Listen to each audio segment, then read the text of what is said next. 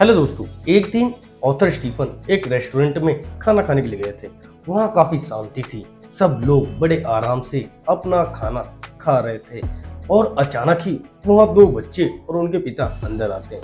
बच्चे जैसे ही अंदर आते हैं सब जगह शोर मचाना शुरू कर देते हैं और कभी यहाँ भागते हैं कभी वहाँ भागते हैं। मतलब एक तरह से आतंक मचा देते हैं पूरे रेस्टोरेंट में। लेकिन उनका पिता आराम से आकर एक टेबल पर सर झुकाकर बैठ जाता है और अपने बच्चों को कुछ नहीं बोलता है। यह सब देखकर स्टीफन को बहुत गुस्सा आया और मन ही मन में सोचता कि कैसा पिता है, अपने बच्चे तक को नहीं संभाल सकता और आराम से बैठा हुआ है और इसके बच्चे कितना शोर मचा रहे, कितना आतंक मचा रहे। जब बच्चे का शोर कुछ ज्यादा होने लगा और सब लोगों को गुस्सा आने लगा तो आखिरकार ऑथर स्टीफन ने उस आदमी से पूछ ही लिया कि भाई, आपके बच्चे वहाँ खेल रहे हैं, शोर मचा रहे हैं, क्या आप अपने बच्चों को चुप तक नहीं करा सकते? और उस आदमी ने थरथराती और धीमी आवाज में कहा, ओह हाँ, मुझे करना चाहिए। दरअसल हम अभी अस्पताल से आ रहे हैं जहाँ 1 घंटे पहले ही उनकी मम्मी का निधन हो गया। अब मुझे समझ नहीं आ रहा कि मैं क्या करूँ। शायद मेरे बच्चों को भी समझ नहीं आ रहा। जी हाँ, ये सुनकर ऑथर स्टीफन को बहुत ही बुरा लगा और उनके दिल में उस आदमी के प्रति सहानुभूति पैदा होने लगी और मन में सोचने लगे कि उन्होंने पहले से ही बिना सोचे समझे कैसी उस व्यक्ति के प्रति मानसिकता अपने मन में बना ली थी। जी हाँ, बहुत से लोग ऐसे किसी भी आदमी के बिना उस आदमी के अंदर क्या बीत रही है क्या नहीं उसके सोचे बिना ही अपनी मानसिकता बना लेते हैं कि वो आदमी ऐसा है, वो आदमी ऐसा है। 2 प्रकार के एथिक्स होते हैं। जी हाँ, पहला आता है हमारा व्यक्तिगत एथिक्स और दूसरा आता है चरित्र एथिक्स।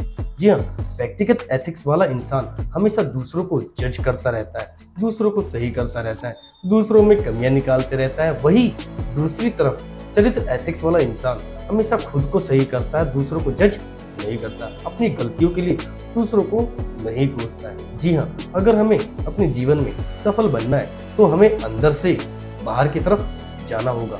कहने का मतलब पहले हमें खुद को बदलना होगा, ना कि दूसरों को। Hello everyone, this is Vicky Das. मैं आपको 7 habits of highly effective people books की समरी तो नहीं कहना चाहता। क्यों? क्योंकि किसी भी बुक्स को लिखने में ऑथर के 2 से 3 साल का समय लगता है और उस 2-3 साल के समय के अंदर ऑथर अपने 10 से 15 साल के एक्सपीरियंस को उसके सामने रख देता है। अब 10 से 15 साल का एक्सपीरियंस प्लस 2 से 3 साल उस बुक्स को लिखने में लगा समय को एक 10 से 15 मिनट की वीडियोस के अंदर उस बुक को समराइज कर देना एक तरफ से लिए उस बुक्स के लिए, उस ऑथर के लिए अन्याय है। और अगर कोई बुक लवर होगा तो उसे बात पसंद नहीं आएगी।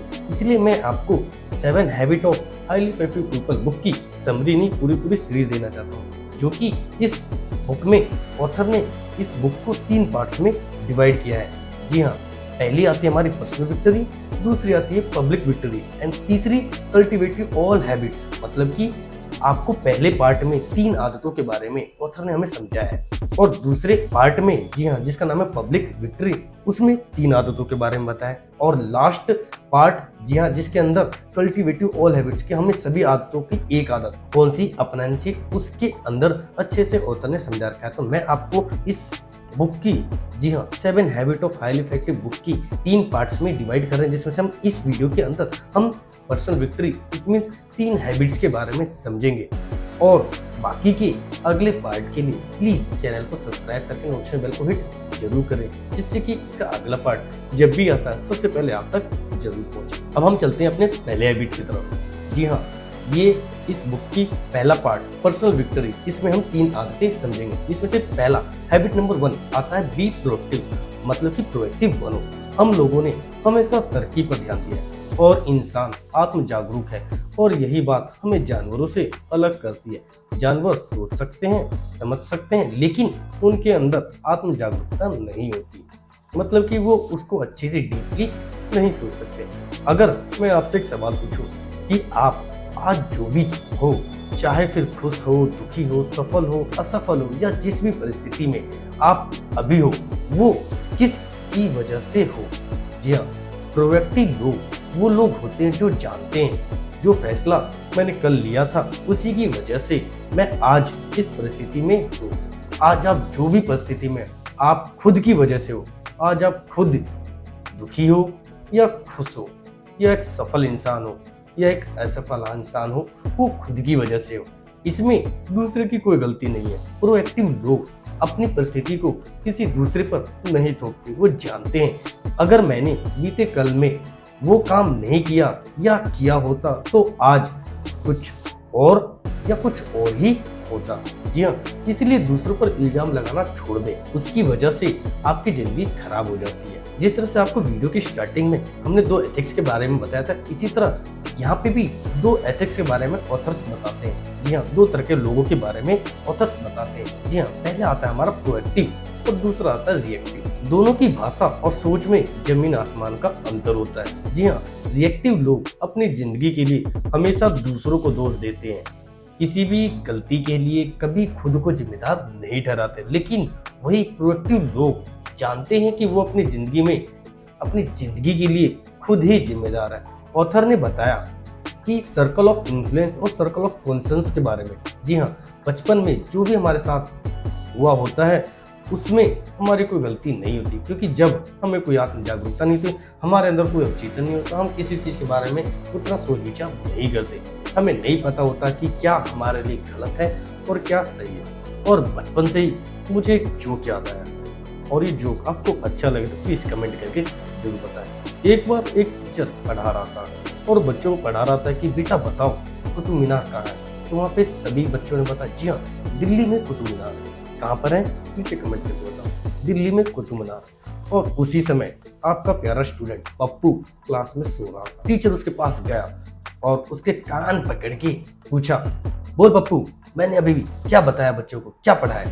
पप्पू तुरंत सुना था थोड़ी बहुत और उसने तुरंत बोला, मास्टर जी आपने बताया कि दिल्ली में कुत्ता बीमार है। हाँ, ये कमेंट कैसा लगा कमेंट करके जरूर बताएं। बचपन में हम हमेशा दूसरों को दोषी ठहराते थे, लेकिन बड़े होने के बाद भी हमारी आदतें वैसे ही रहती है और हम हमेशा अपनी जिंदगी को दूसरों के हाथों से चलने देते हैं। जी हाँ, अब मैं आपको समझाने जा रहा हूँ सर्कल ऑफ इन्फ्लुएंस, कि हम कैसे अपने आप को प्रोएक्टिव बना सकते हैं। जी हाँ, सर्कल ऑफ इन्फ्लुएंस। प्रोएक्टिव लोग अपने सर्कल ऑफ इन्फ्लुएंस को बड़ा करते रहते हैं। कहने का मतलब जो वो कर सकते हैं या जो उनके हाथ में होता है उस काम की जिम्मेदारी वह खुद लेते हैं। अगर आज बारिश हो गई लेकिन उन्हें कहीं बाहर किसी काम से जाना था, तो बारिश होना या ना होना उनके हाथ में नहीं है, लेकिन छाता लेकर जाना उनके हाथ में तो है।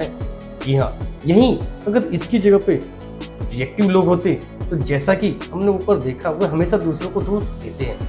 वह सबसे अच्छा उदाहरण अभी लॉकडाउन में देख सकते हैं। या तो आप लॉकडाउन की वजह से वायरस या सरकार को गाली देकर अपना सर्कल ऑफ कंसर्न बड़ा कर लेते, या किसी लॉकडाउन में कुछ नई स्किल सीखकर अपना सर्कल ऑफ इन्फ्लुएंस बड़ा कर सकते थे। जी हाँ, जीवन में चाहे कुछ भी परिस्थिति हो, हमेशा उससे अपने जीवन को बेहतर करने का तरीका ढूंढे और उसको अप्लाई करते रहे। आई होप आपको सर्कल ऑफ इन्फ्लुएंस अच्छे से समझ में आ गया होगा। अब हम चलते हैं हैबिट नंबर 2 की ओर।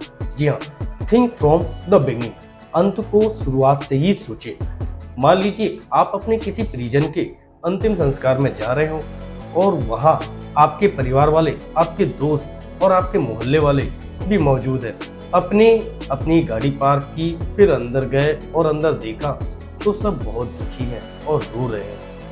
आपने अपने फूल निकाले और जब आपने उस शव को देखा तो क्या पाया कि ये तो आपका ही शव है। फिर आप वहाँ बेंच पर बैठ गए और एक एक करके सब आपके बारे में बोलने लगे। पहले आपके परिवार, फिर दोस्त और फिर मोहल्ले वाले। जब आप ये वीडियो देख रहे हो तो आप अपने मन में ये सोचिए कि आप अपने मरने के वक्त अपने परिवार या दोस्त या मोहल्ले वाले आपके बारे में क्या सुनेंगे, क्या बोलेंगे, आप क्या सुनना चाहेंगे। जी हाँ, कोई भी चीज होने से पहले 2 बार होती है। पहले आपकी सोच में, फिर उसके बाद वो फिजिकल तौर में। इसी तरह पहले आदत हमने देखा कि अपने जीवन की खुद करता है और दूसरी आदत में आप अपने जीवन को बनाएंगे, लेकिन उससे भी पहले उसे सोचेंगे। जी हाँ, पहले तो उस आदत को हम दिमाग में करेंगे बाद में, लेकिन हम उसे पहले ही सोचेंगे। आज आप जो भी काम कर रहे हैं, चाहे कोई नौकरी या अपना काम या सिंगिंग, डांसिंग या एक्टिंग या कोई और काम, क्या जीवन के अंत आप इसी काम के लिए सराहना पाना चाहते हैं तो ठीक है, अगर नहीं तो आपको आपके अंत के बारे में सोचने की जरूरत है। आप अपना खुद का संविधान लिखो जिससे आप अपना सर्कल ऑफ इन्फ्लुएंस बड़ा कर सको।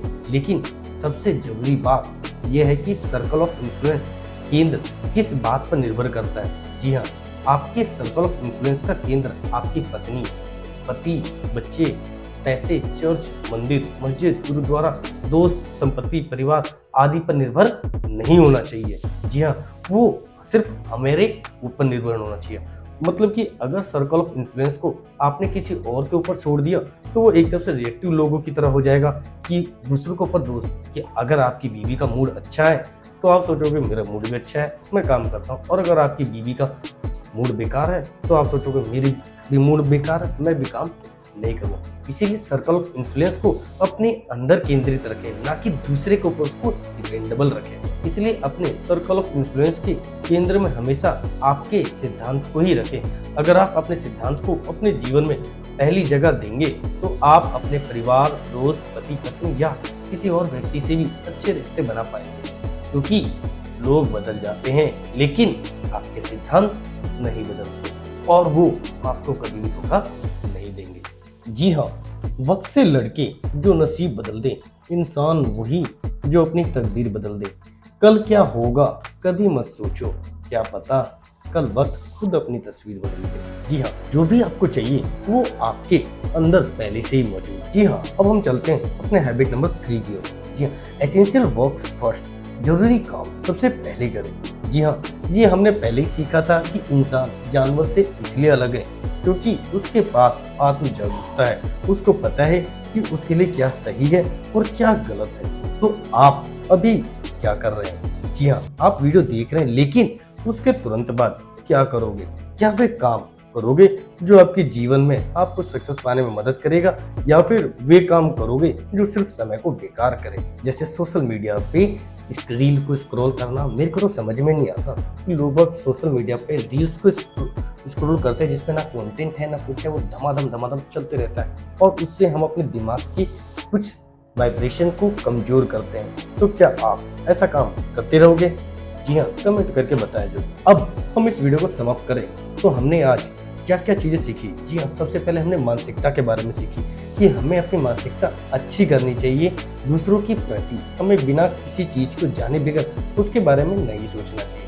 फिर उसके बाद हमने 3 हैबिट्स के बारे में पढ़ा, जिसमें से पहला आता था हमारा बी प्रोएक्टिव, कि हमें प्रोएक्टिव बने रहना चाहिए, दूसरों पर दोष नहीं देना चाहिए, हमें अपने ऊपर काम करना चाहिए, और जो भी हमारी लाइफ में गलती होती है, कुछ भी होती है, उसका दोष हमें सरासर अपने ऊपर ही देना चाहिए।